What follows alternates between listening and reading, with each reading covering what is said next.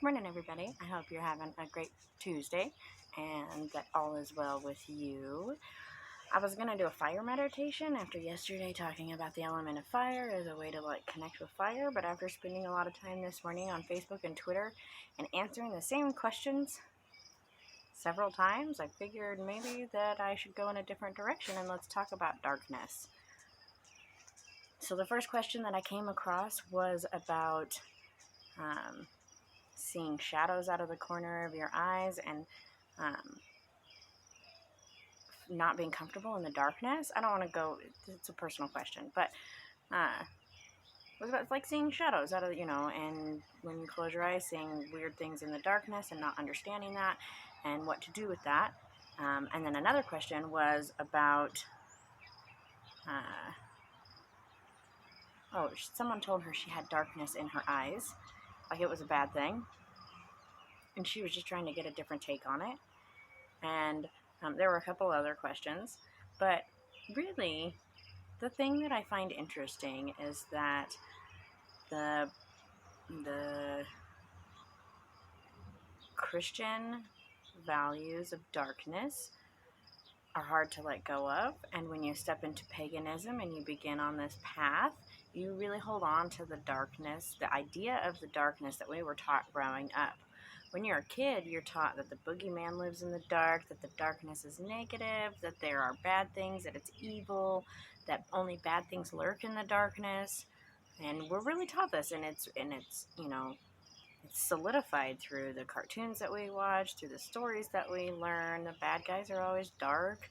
They're always coming out of the darkness. Their realm is in some dark world, whatever it may be, but it just all kind of resonates around that same energy that the darkness is evil and that there's this negative pre-notion that all darkness is negative. And so when you start to come into paganism and some of these dark energies start to make themselves apparent, it's scary because you've been told your whole life that darkness is scary. And so when a dark entity comes to you, it can be scary. And I know for me personally, while I was pregnant, the dark goddess came to me, and it's a crone grandmother goddess, a grandmother spider goddess, or an aspect thereof. And at first it was scary. She's tall and dark, and I would see her out of the corner of my eye, very often standing in doorways. She likes standing at the top of my stairs, just places where she can see everything. And at first it was kind of intimidating and it made me a little nervous, but then as time went by and it was just, I spent more time with this energy because I've after 3 pregnancies, it's a really long time to be pregnant. So, I spent a lot of time with this energy, and it helped me to connect with that darkness and to see the darkness in a different light. And there's been many things that have kind of helped that shift and that transition. I'm not saying that you're going to watch this video and you're going to walk away with a whole new concept on darkness. I mean, I would love that because you should. The darkness is not a scary place. The darkness became a scary place when the church took over and they were getting rid of the goddess and they were getting rid of all of that feminine energy. The darkness is where that feminine energy dwells. The Great Mother, the Grandmother Goddess, the Crone Goddess, the Goddesses of the Crossroads. These goddesses all dwell in the darkness. And maybe not full darkness. We've got some goddesses who are more blended, like Hera is both sides of that coin. A lot of the moon goddesses are also both sides of that coin. And so you can't connect with these goddesses and then not connect with the darkness because that's their home. That's where they dwell. If you never go to their home, then you don't really know who they are. That's just like you could say, this is my best friend, but you've never been in their house. So you really don't know anything about them. I'm sorry. I know that's like a bold statement, but that's really true. If you've never been to someone's home and you've never been into their space, then there's a really big aspect of them that you don't understand. And when it comes to working with the goddess, if you've never been to that darkness and you're not even comfortable in your own dark space, it's really hard to connect with that divine energy. And yeah, you can connect with maiden goddesses like Vesta, or you can, Aphrodite, these solar goddesses. Sol is one of them. There are solar goddesses, so you can have that energy, but those are solar goddesses. And you can't, I think that there's a lot of confusion when it comes to honoring a solar goddess and the moon goddess. These are two different energies. They're like the opposite sides of a coin, like twin sisters, but different. Like fraternal twin sisters. But they're not the same. It's not the same energy. And there are masculine energies in the darkness. The Holly King is a great example of this dark energy. And what's funny is the Holly King is anything but what we would think of as a dark god. He's jolly, he's joyous, he's warm, he's nurturing, he's giving, he's loving, he's jolly. He's jolly. He's the jolly old man that Santa Claus is based off of, and a lot of these wintertime festivities or whatever, the snowmen. But it's the same jolly energy, and that's a dark energy. It's not the solar god in the darkness. This is a dark god coming out of the darkness to share his dark love, and it's not a bad thing. Even saying that dark love, you're like, oh, it's mysterious and evil. It's not. It's really not. The darkness is a beautiful place. It is a place of nurturing. It is a place of regrowth. It is a place of birth. It is the great cauldron. It is that middle place between this life and the next life. It is the place where new ideas spark from. It is the void. It is new hope. It is all of these things that we don't tend to connect with the darkness.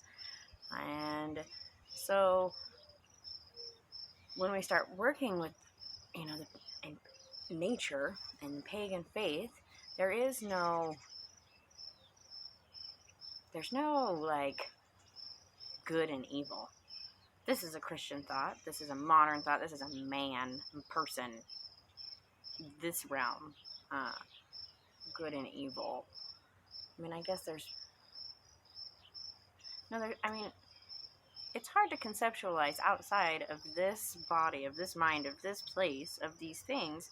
One, because our society is based off of this idea of good and evil.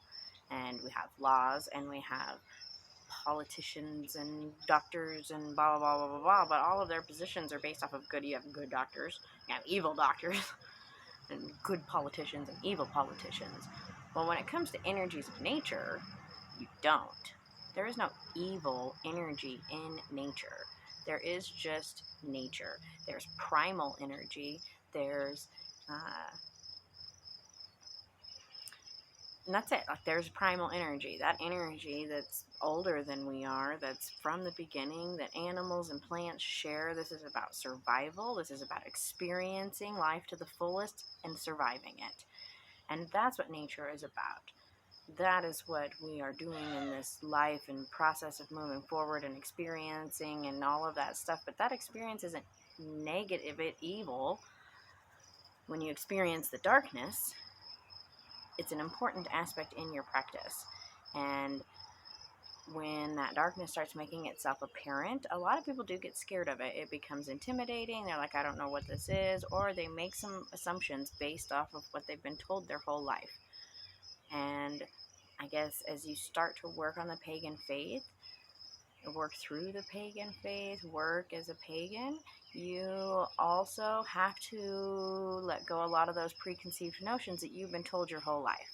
We're told that magic is wrong, fairies don't exist, ghosts aren't real, you can't predict the future, magic isn't real, and darkness is evil. All of those things you have to let go of. Okay, the fairies are real. They're not evil entities. They just don't like when people assume that they are going to be their magic slaves.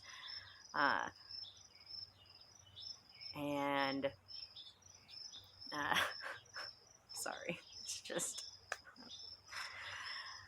all of these preconceived notions are only going to hold you up. They're only going to hold you back. They're only going to make you have to work harder in order to find ways to work around them, because these are just there.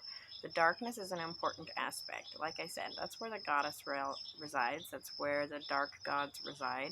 And these are important energies, because if we didn't have the darkness, then there would be no daytime. If we didn't have death, there would be no new life. If we didn't have all of these things that, that nurturing womb of the mother goddess, then obviously that's the way that we need to start seeing the darkness, not as the evil place where bad things dwell, but as the womb of the mother goddess, as the cauldron of the crone goddess, as the warm embrace of the holly king. These are the things that we find in the darkness. And when we let go of the preconceived notions that we've been taught by Christianity and our modern society, and we begin to see the darkness like that, it is a beautiful place. It's a beautiful place to be. You learn a lot. It's a really good place for introspection. If you're making changes in your own life and you're only using the sun's solar brightness to shine down on them, then you're not getting the complete picture. You're burning out the problem instead of actually finding a solution for it. So chances are it's just going to keep growing again and again and again. So you got to move into that darkness. You got to see things from a different perspective. You have to let that darkness grow and beauty. This is where the seed grows and pops forth new life. Before it reaches for the sun, it grows in the darkness. And that's just like you and your practice and my practice and our world. We have to learn to grow in the darkness so that in the sun we can shine. And so instead of seeing the darkness as a negative place where bad things and scary things are, feel the darkness as a nurturing, warm place. A great way to do this is to set up one candle so that it's very dim and take a warm bath in the dark with the one little tiny candle so that you're not totally in the dark. But in that glowing darkness, and to meditate in that moment. And make sure that you're sitting up and not laying down in the bathtub for your safety. It's important that when you meditate in the bathtub that you sit upright, not leaning on stuff. And some people might find that position hard to meditate in, but it's for your safety. And so when you meditate in the bathtub, make sure that you're sitting up. Half lotus or full lotus are great, which is when, that's half lotus and that's full lotus. Or just crisscross applesauce, like you did when it's whatever. So, but just sitting up in the dark with the one candle and the warm bath, maybe the smell of jasmine or some other night blooming flowers like the moonflower. But these things are going to really help you to connect with that dark feminine energy, which can help you to grow and to become the person that you're meant to be, because she will nurture you in ways that you can't even begin to understand. And this is especially important for those of us who have had parental problems growing up. When you don't feel loved as a little kid, it's hard to feel love as a grown-up. And so being in this dark space with the Mother Goddess is a great way to heal some of that. And to help your soul, and she will help you grow and nurture yourself and see yourself as she sees you, because the Mother Goddess sees you as a beautiful, beautiful person. Whether or not you're scared of her darkness, she still sees you as a beautiful person, and she wants to nurture you and help you grow. And if you allow yourself into that space and into her darkness, she will nurture your soul and help you grow. So you have to make that shift and transition into seeing that in the darkness instead of seeing this negative evil that has been painted by the church. I'd also like to say that didn't start happening until modern time, like Common Era time, so the last 2,000 years. And before that, before this Common Era, before 2,020 years ago, the darkness was seen as a much different place. And the further back we go, the less this darkness is evil. Most ancient religions and peoples and practices saw the darkness as just as important as the light. And so, if you think about it, and like the Arctic Circle, like up where in Norway, and in that where it's dark for parts of the year, but then it's also light for parts of the year. So right now, it's light all day. Like the sun does not set. Could you imagine being in Alaska or Norway or somewhere up there, or even on the most southern parts of the hemisphere where it doesn't get dark at all? and you're in the sunlight all day long, you would yearn for that darkness. You would want good night's sleep. You would want your body to be able to reset, because this is the part of our circadian rhythm. This is the way that we've evolved. This is the way, whatever. So you have to be able to be present in both spaces. You have to find that balance in yourself and in your own practice and in your emotional well-being and all of those things. So the next time you see a shadow, don't just assume it's negative. Let that energy kind of play itself off. I know that there are entities out there that are unpleasant, that are evil. I guess there are ghosts, there are poltergeists, but keep in mind that poltergeists are created by people and the energy that you put into something. So if I sat here and I thought about all of the evil, horrible, nasty things in the world, and I just continued to think about that and focus that and focus that and focus that, it would create a poltergeist. That poltergeist would grow and it would begin to suck up other negative energy, just like a big vacuum for negativity. And those things happen, and that's much different than what I'm talking about. So I guess there is some, but again, that's created by people, not nature. That is a person who created that poltergeist, the ghost who haunts a space, the spirit who haunts a space, the native, you see a lot of Native American spirits who haunt spaces where they were massacred, and by golly, they deserve to haunt that space, and white people and should just get the hell out. But that's not them trying to be evil, that's just them being who they are, and they're stuck in that place of grief and remorse and hate and pain. And that's the energy that stays there, and that's the energy that we have to deal with.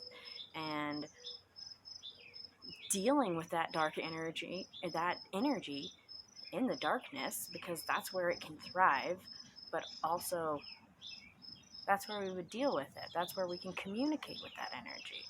So it's just important that you take a moment to see the darkness in a different perspective. I've been talking for a long time, so I hope everybody has a great day, and I will talk to you all soon. Don't forget to like and subscribe, and I hope you have a great day.